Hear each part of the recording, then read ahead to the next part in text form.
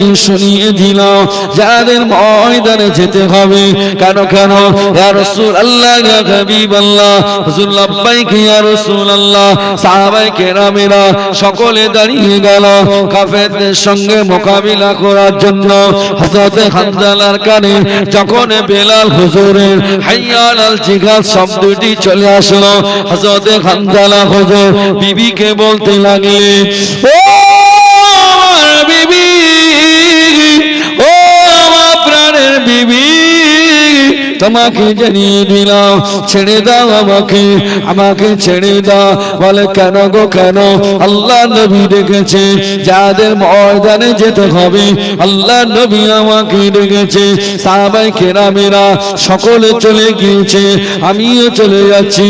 হযরত হানজালা হুজুর লাঙ্গল তরবারিটা নিয়ে আল্লাহ নবী মসজিদুন নববী শরীফে চলে আসলেন। আল্লাহ নবী বলতে লাগলেন, ও বাবা হানজালা, এখানে তো নয়, ওদের ময়দানে যেতে হবে। ওদের ময়দানে চলে গেল। ওদের ময়দানে যাবার পরে কাফের মুশরিক বেঈমানদের জাহান্নামের টিকিট ধরিয়ে দিলেন। জাহান্নামের টিকিট ধরিয়ে দেওয়ার পরে দেখতে পাওয়া যায় হযরত হানজালা রাদিয়াল্লাহু তাআলা আনহুকে পিছন দিক থেকে আক্রমণ করে হযরত হানজালা হুজুরকে জনমের মতো শহীদ করে দিয়েছে। ইন্না লিল্লাহি ওয়া ইন্না ইলাইহি রাজিউন। হুজুরকে শহীদ করে দেওয়া হলো। সকাল হয়ে গেল।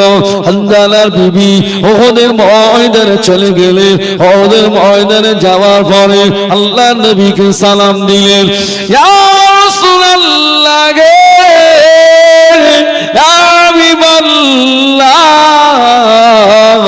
হুজুর আমি অন্য কেউ নয়, আমি গোলাম হানজালার বিবি। হুজুর আমার স্বামীকে বেঁচে আছে।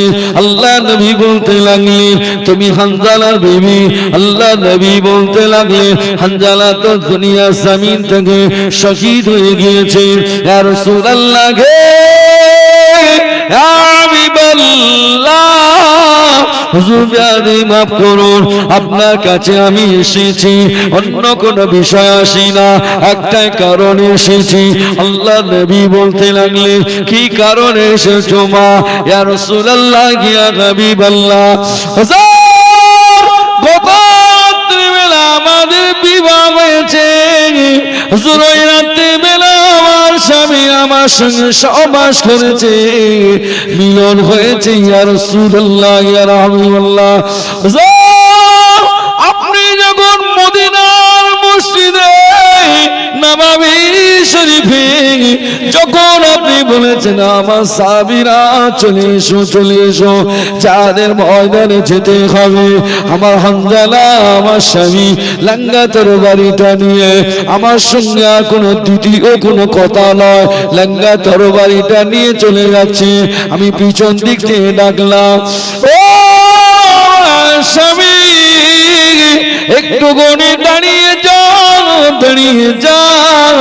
স্বামী উত্তর দেন, ও আমার বিবি, ফিরে যদি বাড়ি এসে দেখা হবে, তা নইলে কিয়ামতের ময়দানে দেখা হবে।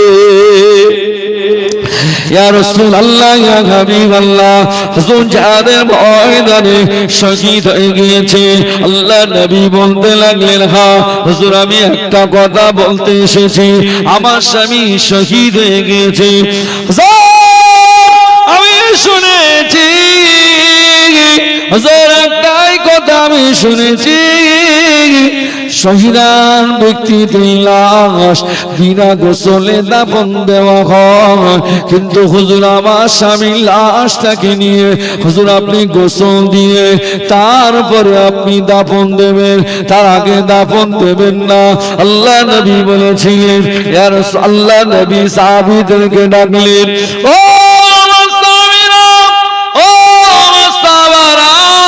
আমি রাসূলুল্লাহ জানিয়ে দিলাম, তোমাদেরকে শুনিয়ে দিলাম আমার হানজালা কোথায় আছে, আমার হানজালা কোথায় আছে, কে কোথায় আছে, আমার হানজালাকে খোঁজো।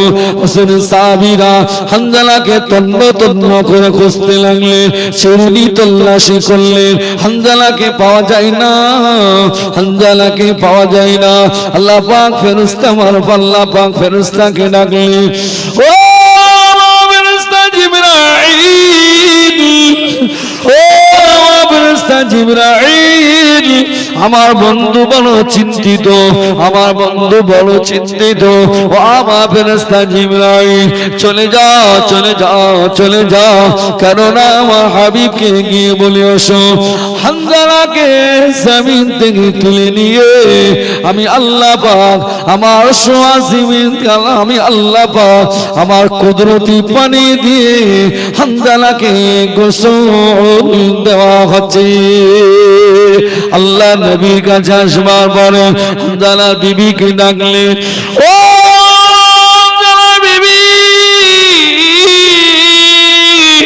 চিন্তা করো না মা, চিন্তা করো না মা, দুঃখ পেয়ে না গো মা, তোমার হানজালার উপরে আমার আল্লাহ পাক এতটা রাজি হয়ে গিয়েছে, এতটা খুশি হয়ে গিয়েছে। ইয়া রাসূলুল্লাহ, ইয়া হাবিবাল্লাহ, হুজুর কেমন খুশি? আল্লাহ নবী বলতে লাগলেন, ও হানজালা বিবি, আমি রাসূলুল্লাহ জানিয়ে দিচ্ছি আমার হানজালাকে জমিন থেকে তুলে নিয়ে আমার আল্লাহ পাক কুদরতে পানি দিয়ে গোসল করিয়ে দিয়েছে। আরো জোরে বলুন সুবহানাল্লাহ, দুরূদ শরীফ, আল্লাহুম্মা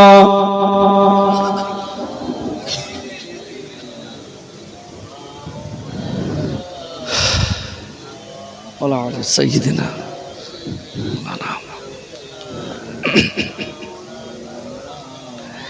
তারা আমার নবীকে ভালোবেসেছে, কথা ঠিক কিনা?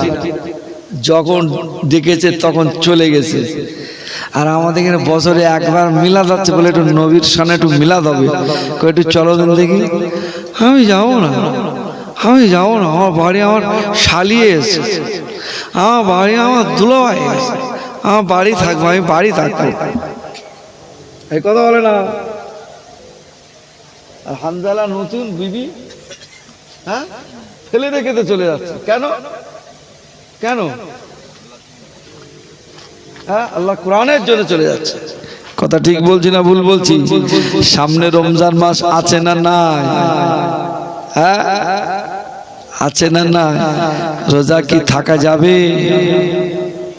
হ্যাঁ, কিছু লোক মনে করে বিশাল একটা ব্যাপার, রোজায় থাকবো কি যে হবে নি, সর্বনাশ হয়ে যাবে, গ্যাসের একটা ব্যাপার। কিছু লোক খুব টেনশনে আছে। দাদু জিজ্ঞেস করছে, রোজা নি কেন তুমি? হ্যাঁ বলো না, তোমার দাদি যে সেই চলে গেল, দুনিয়া ছেড়ে চলে গেল, তারপর কেন জানি কিরম একটা হয়ে গেল, পেটে এত গ্যাস গুলোচ্ছে, আমি আর রোজা রাখতে পারিনি। আচ্ছা, দাদি চলে গেছে তো দাদুর খবর হচ্ছে, ওরাও পেট গ্যাস পেটে গুলোচ্ছে, তার মানে কি দাদুর একটা বে দিলি ভালো, এই কথা বলে না। দাদুরি বলতে, ও দাদু তোমার বে দেবো, কি হবে? আমার সময় আছে, আমার সময় আছে। আচ্ছা, বে এমন একটা নিয়ামত, তুমি 80 বছর বুড়োকে বলো আর যাই বলো, দাদু তোমার বে দেবো, দাদু ঠিক করে হেসে দেয়, আমার আর টাইম আছে সব করার, এই বলে না, বলে না। কিন্তু না,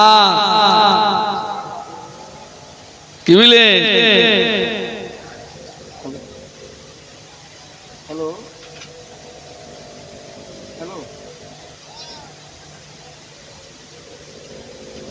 কি বুঝলে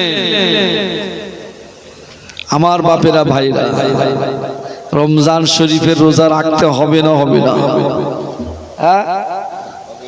ইস, কিছু লোক রোজা করে না, সারাদিন গরুর মতন খাবে। হ্যাঁ, এদিকে লোক রোজা রাখে কি? রোজা করলে বাবা জীবনের গোড়া মাফ হয়ে যায়। রোজা করতে করতে বাবা মুখ ভর্তি যদি বমি হয়ে যায়, শরীর যদি দুর্বল হয়ে যায়, রোজাটা নষ্ট হয়ে যায়, বিভিন্ন কারণে রোজা নষ্ট হয়ে যায়। আপনার হাতটা কেটে যায়, আঙুলটা কেটে যায়, গল গল গল গল করে রক্তটা ঝরে পড়ে। আল্লাহ নবী জানিয়ে দিলেন, বাবা তোমাকে আর রোজা রাখতে হবে না, তোমাকে আর রোজা রাখতে হবে না, তোমাকে আর রোজা রাখতে হবে না, কেননা তোমার রোজাটা ভঙ্গ হয়ে গিয়েছে। এমনি করে বাবা রোজা অবস্থায় যদি স্বামী আর স্ত্রী যদি এক জায়গায় যদি থাকে, স্বামী আর স্ত্রী যদি মিলন করে, ওর রোজাটা কি হবে কি বলে দেন?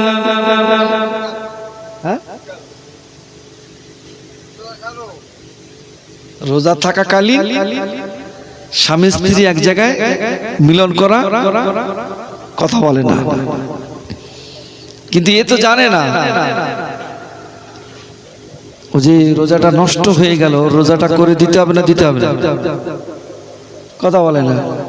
আপনি জানেন না যে সমস্ত মায়েরা বোনেরা, আপনি দেখবেন গো বাবা আমাদের প্রত্যেকের মা বোনেদের বাবাজি আমার প্রত্যেকটা মাসে 4 দিন 5 দিন অথবা 6 দিন দেখতে পাওয়া যায় নাপাকি অবস্থায় থাকে না থাকে না।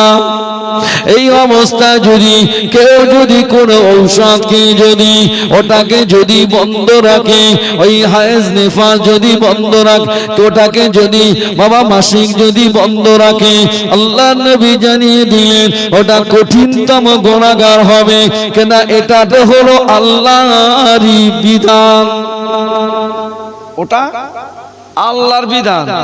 4টে রোজা নষ্ট হয়েছে, কাজা হয়েছে, ওটা পরে, কিন্তু ওষুধ খেয়ে ওটা পিরিয়ড বন্ধ রাখা যাবে কি? আল্লাহ নবী জানিয়ে দিলেন, ও আমার সাহাবীরা তোমরা রোজা রাখবে, রোজা রাখার পর পরে আমি তোমাদেরকে জানিয়ে দিলাম, রোজা অবস্থায় কেউ যদি কাউকে যদি মারতে আসে, সে যদি একটা বার যদি বলে আমি রোজাদার, তাকে আর মারা যাবে যাবে? শুধু একবার বলবো আমার মারতে এসতেছে, আমি শুধু বলবো আমি রোজাদার, আর মারা যাবে তা? রোজা অবস্থায় যদি মিথ্যে কথা যদি বলে, ও রোজাটা দুর্বল হবে না হবে না? জোরে বলে। রোজা অবস্থায় যদি 5 ওয়াক্ত নামাজটা যদি না পড়ে, ওই রোজাটা দুর্বল হচ্ছে না হয় না? রোজাটা যেমন ফরজ, নামাজটাও তেমন, কি বুঝলেন? কিন্তু রোজাও করবেন, আপনি নামাজ পড়বেন না, এটা হয় কি? এই জন্য আমি প্রত্যেকের কাছে আবেদন রাখছি, নিবেদন রাখছি, সকলে আমরা যারা এসেছি বসেছি, রমজানের রোজা আল্লাহ যেন আমাদের করার তৌফিক দেয়। বলুন আল্লাহুম্মা আমিন। একটু জোরে বলেন আল্লাহুম্মা আমিন। দরুদ শরীফ আল্লাহুম্মা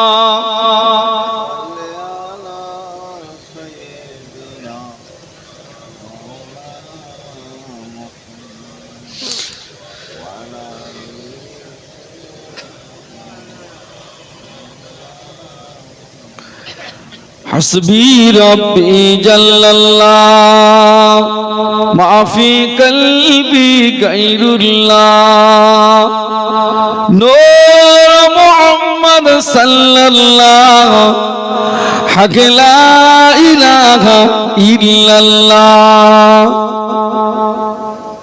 কি বাবা পড়তে ভালো লাগে না?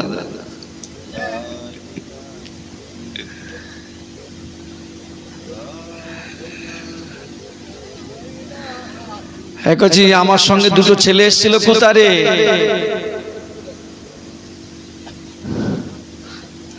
এদিকে এসএম কোথা গেলি রে? আবা এখন রাত কটা বাজে? হ্যাঁ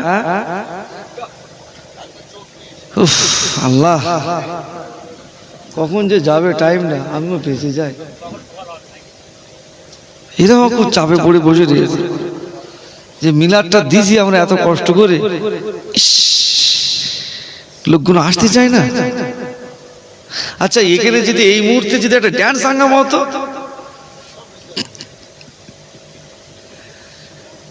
না জিজ্ঞেস করতে হ্যাঁ আমি হয় না, ঠিক আছে আমি ও কথা আমি হয় না ভালো, যদি হয় যদি হতো। আচ্ছা লোক কি জায়গা দেওয়া যেত বলে মনে হয়? হ্যাঁ জায়গা দেওয়া যেত, জায়গা দেওয়া যেত না। এই যা তোরা ঘর চল যা, তোরা দুজন ঘর চল যা।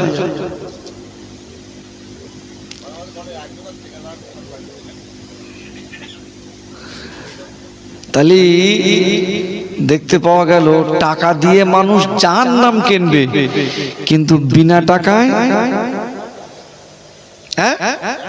জান্নাত কিনবে না। এই কি হবে? আমি কেন কিনতে যাব? আমি নামাজ পড়বো কেন? ফট করে যদি আল্লাহ জান্নাত দিয়ে দেয় সর্বনাশ হয়ে যাবে। কি বুঝলে? আমি গাঁজা খাবো, মদ খাবো, বিভিন্ন ব্যাপার আছে। ওরা চিন্তা করতে আমি যদি এই খাই, আমি যদি করি, হ্যাঁ আমার জাহান্নামে দেখ, আমি ওখানে যাবো, ওখানে আমার বিশাল সিনেমার আর্টিস্টদের সঙ্গে দেখা হবে। আচ্ছা জাহান্নাম কি বড্ড আরামের জায়গা? জাহান্নাম বড্ড কি আরাম আয়েশ করার জায়গা, না খুব কষ্টের জায়গা? কোনটা বল? আল্লাহ বলছে জাহান্নাম তো কঠিন জায়গা, মনে রেখে দিস। এক জাহান্নামী অপর জাহান্নামীর পাশে দাঁড়িয়ে থাকবে, তাও দেখতে পাবে না। দুনিয়ার যে আগুন, এই আগুন থেকে ৭০,০০০ কোটি গুণ থেকে আরো বেশি তেজ।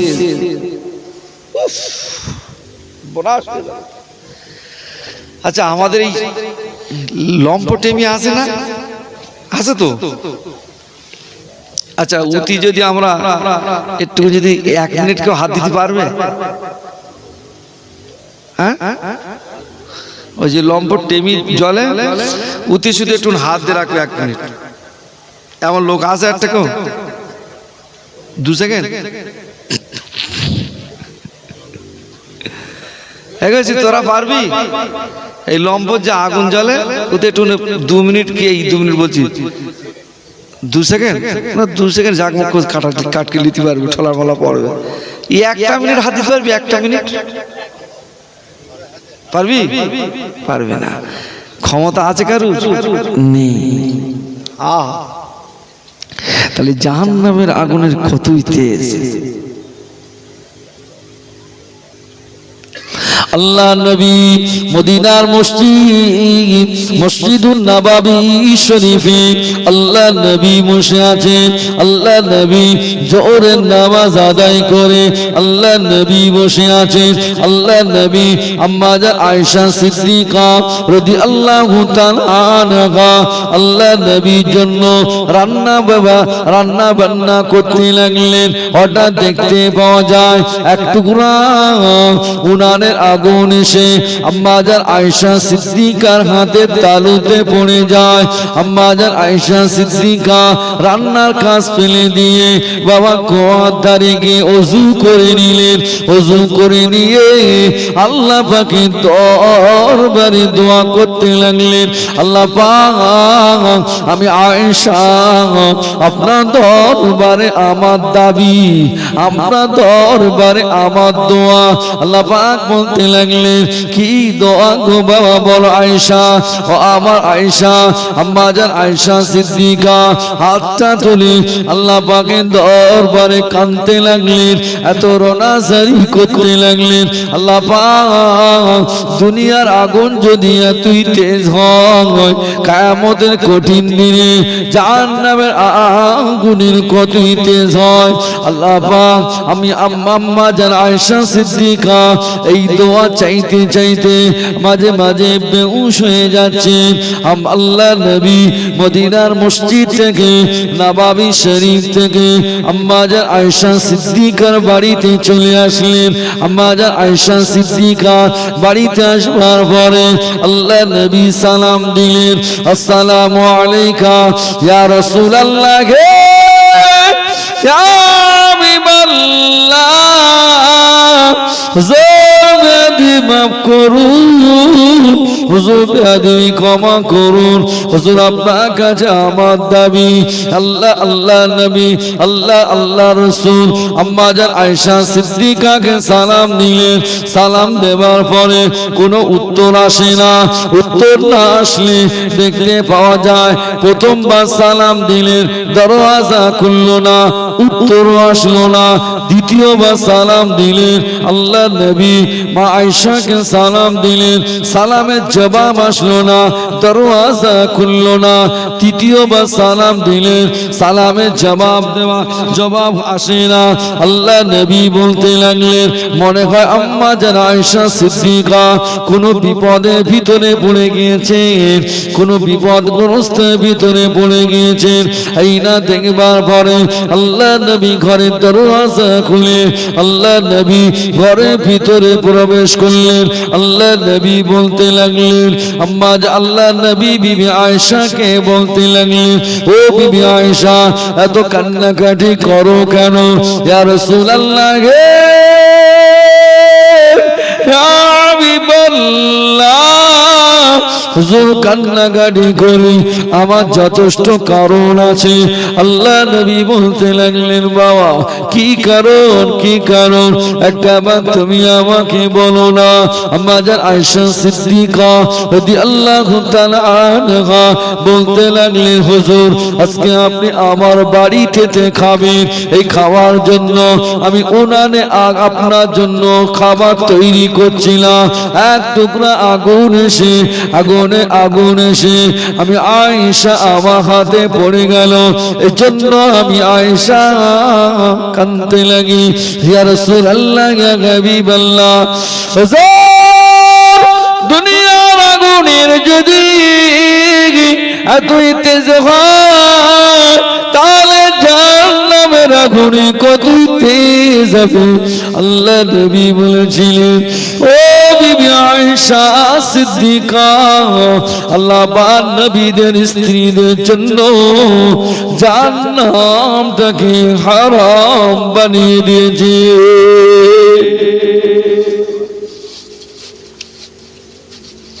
আচ্ছা আমাদের ঘরে আয়েশারা তো আছে, ফাতেমা রয়েছে, কত সব রয়েছে।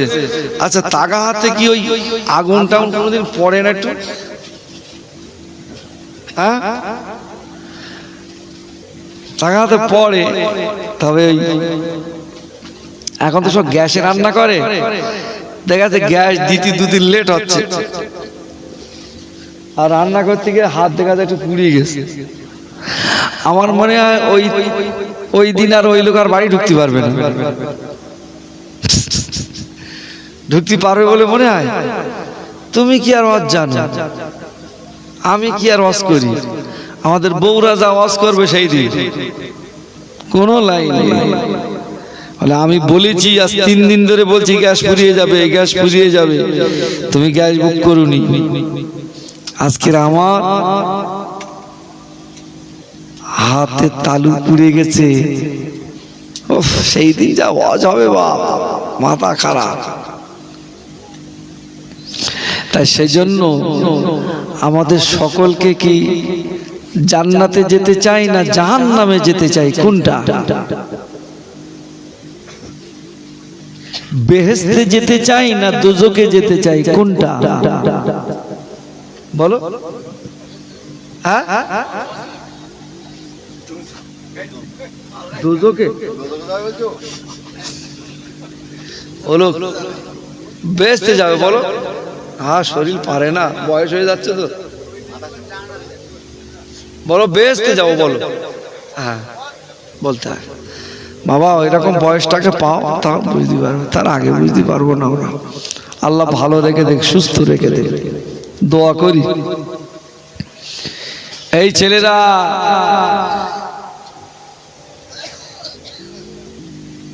সামনে তো রোজা আসতেছে, তা রোজার নিয়তটা কি জানিস তো? সব জানা রে। এখনো পর্যন্ত 70 বছর বয়স হয়ে গেল, বাপ ফরজ গোসলটা জানে না। দুঃখ আমার এই জায়গাটা, ফরজ গোসলটা জানে না। গোসলের কটা ফরজ? গোসলের 3টি ফরজ। কটা ফরজ? কইছে আমার সাথে সাথে পড়ো বাবা। গোসলের কটা ফরজ? এই লোকেরা এইদিকে ওদিকে তাকাচ্ছে কেন? এলাকে ধরবো না কি বলে? হ্যাঁ, তুমি এদিকে করতেছ কি তোমার? আরে বাহ, তুমি তো পুরো দোয়া কালাম লিয়ে চলে যায়। আমরা দোয়া কালাম দোয়া কালাম লিয়ে আর কি হয়? গোসলের কটা ফরজ?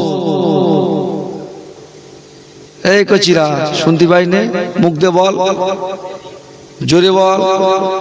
গোসলের কটা ফরজ? 3টি ফরজ। 1 নাম্বার হলো কুলি করা। কি করা? ভালো করে শিখে নাও। 1 নাম্বার হলো কুলি করা। 2 নাম্বার হলো নাকের নরম মাংসে পানি পৌঁছে দেওয়া। 2 নাম্বার কি বুঝতে পারছো তো?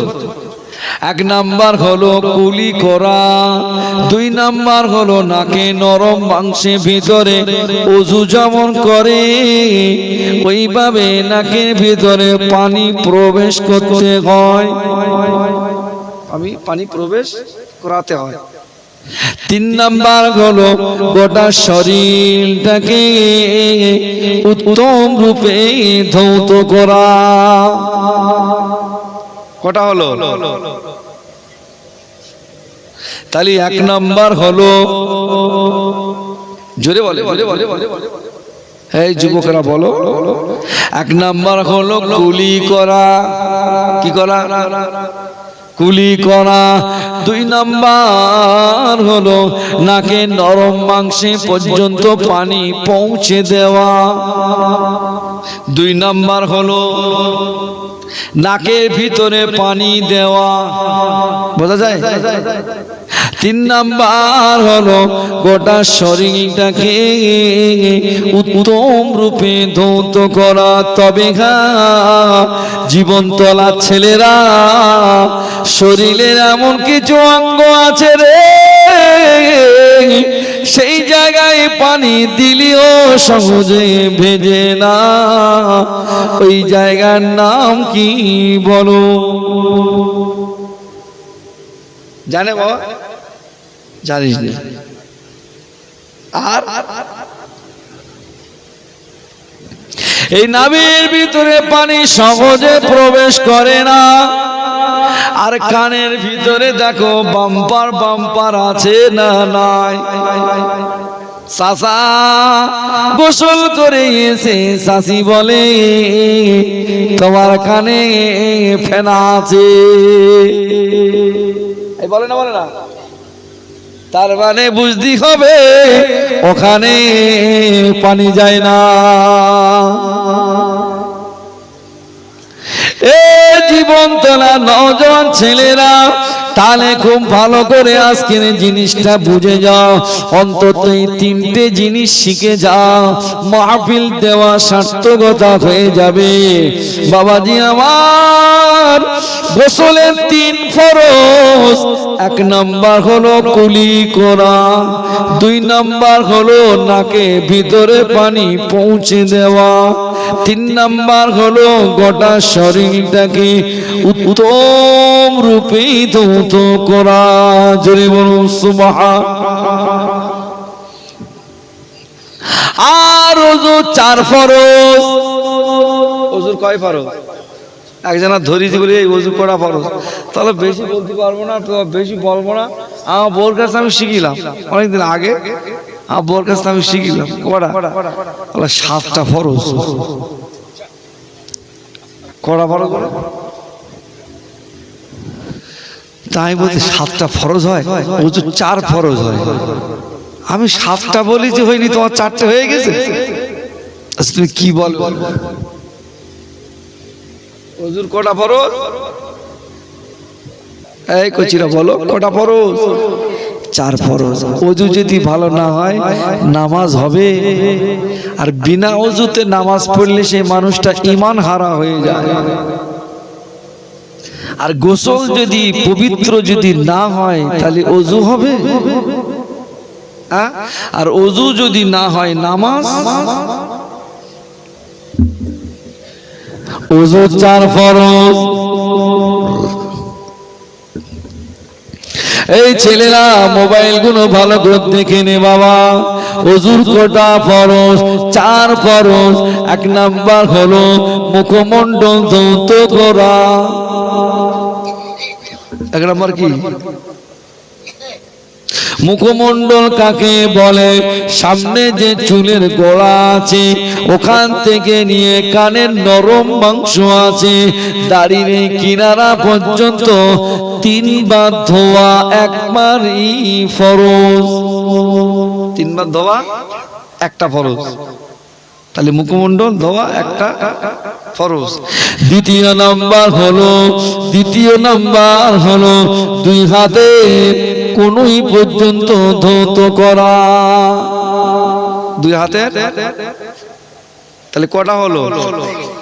2টো। 3 নাম্বার হলো মাথার 4 ভাগের 1 ভাগ মুসাফা করা।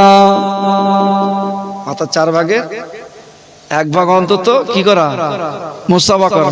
মুসাফা এইভাবে করবে, এইভাবে এইভাবে করে সুন্দর করে এইরকম কি করে না করে একটু ভালো করে করবে, অসুবিধা নেই। তাহলে 1 নাম্বার হলো মুখমণ্ডল ধৌত করা। আরো গদা বাংলায় বললে 1 নাম্বার হলো মুখ ধোয়া। মুখ ধোয়া বুঝলেন? 2 নাম্বার হলো না কেন 2 নাম্বার হলো আপনার 2 হাতের কোনই পর্যন্ত ধোয়া। 3 নাম্বার হলো মাথার 4 ভাগের 1 ভাগ মুসাফা করা। 4 নাম্বার হলো 2 পায়ে গোড়ালি পর্যন্ত ধৌত করা। জোরে বলুন। শেখা গেছে কি? শিখতে পেরেছেন? 1 নাম্বার কি বলেছি? সবাই মিলে বলো, মুখস্থ জবান খোলো। 1 নাম্বার কি বলেছি? মুখ ধোয়া। 2 নাম্বার হাত ধোয়া, কিনু ধোয়া। বোঝা গেছে? 3 নাম্বার মাথা মাথা মাথা মুসাফা করা। 4 নাম্বার তাহলে শেখা গেছে। এইটার জন্যই মাহফিল, দাদা হুজুর পীর কেওলা এই মাহফিল গুলো করে গেছিল এই কারণে যে মুরব্বীরা বয়স্করা এরা তার মাদ্রাসা যেতে পারবে না, এই কথা বলে। তাই তোমাদের জন্য একটা মজলিস তৈরি করা হবে, তোমরা সেখানে শোনা বোঝা করে শিখে নেবে। এই হলো ওয়াজ, নাকি ভুল বলছেন? এবার আসেন, আপনি ওযুর 4 ফরজ শিখে গেলেন। 1 নাম্বার হলো মুখ ধোয়া, 2 নাম্বার হলো কোনই ধোয়া, 3 নাম্বার হলো মাথা মুসাফা করা, 4 নাম্বার হলো পায়ের গোড়ালি পর্যন্ত ধৌত করা। চাচা যখন ওযু করে চাচারে বলি, চাচা তুমি ভালো করে পানি মারো। চাচা বলে তুই আমারে শেখাচ্ছিস। 40 বছর ধরে নামাজ পড়ি, আজ পর্যন্ত কেউ ভুল ধরতে পারিনি। চাচা চাচা কি বলতে? 40 বছর নামাজ পড়তে কেউ বলে এইসব ফোসকে মলি সাহেবের জন্য দেশটা জ্বলে গেল। রমজান মাসে চাচা নামাজ আদায় করে, কোথায় তা যা ফেলে আয়। রমজান মাসে চাচা নামাজ আদায় করে, চাচার গালে থুতু আসে বলে চাচা মসজিদের দরজার ধারে জানালার ধারে দাঁড়িয়ে নামাজ আদায় করছে। চাচা দু রাকাত হয়ে গেছে, চাচার গালে যে থুতু এসে চাচা ঝট করে মসজিদের জানলা দিয়ে ফেলে দিয়েছে। ও চাচার কি নামাজ হবে কি বলে দাও। এই কথা বলে না তো,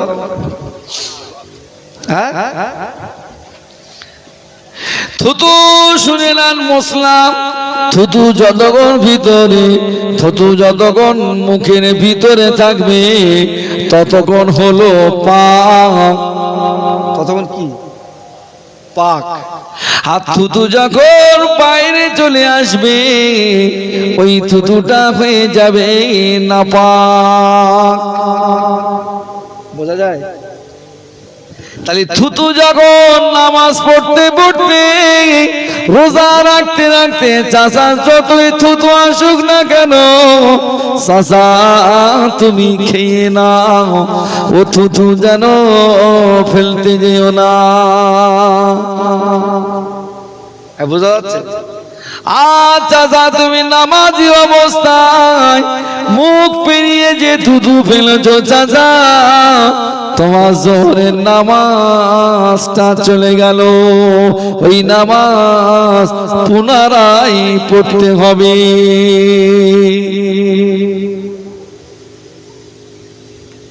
ওই নামাজ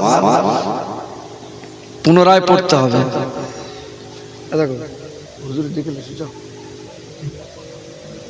হ্যাঁ, আর 12-13 মিনিট বাকি রে, শিখিয়ে যাও। ওই বংশ ডেকে এসো, মানে হুজুর চলে এসো।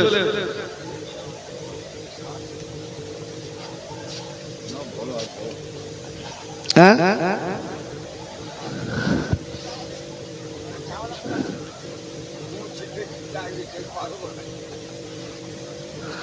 একবার দরুদ শরীফ আল্লাহুম্মা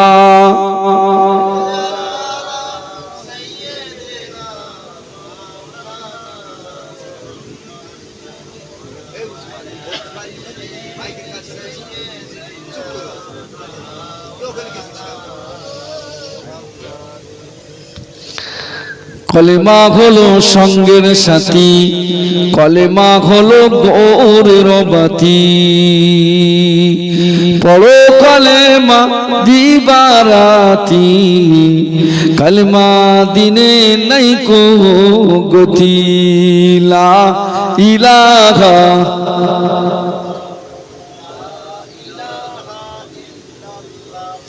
আরে জয়, তোমার বাড়ি এখানে? খাওয়া দাওয়া করেছো?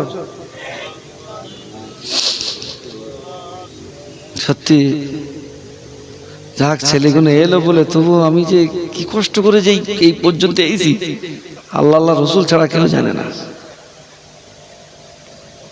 এই লোক কয়েছে, সে লোক কয়েছে, লোক গেল বলে ঝাপটা ঝুপটিতে লেগে আছে। তো আরে 4-5 জন বসে রয়েছে,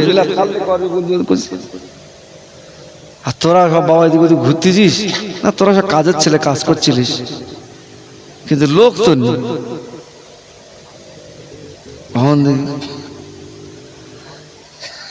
এই 12টা থেকে এই যে আমার এই যে টাইমটা, এই 12টা থেকে 2টো, এই টাইমটা যে ওয়াশ করা, উফ,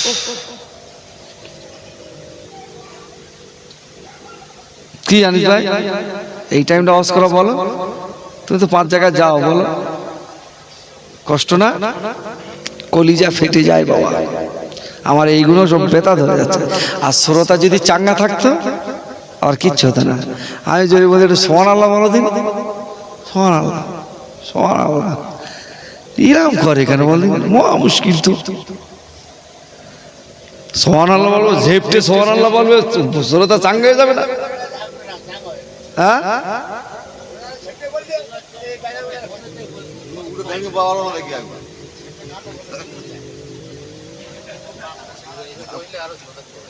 হ্যাঁ, আরো কমে যাবে তাই। ইল্লাল্লাহ লা ইলাহা, আল্লাহ আপনি সাহায্য করেন।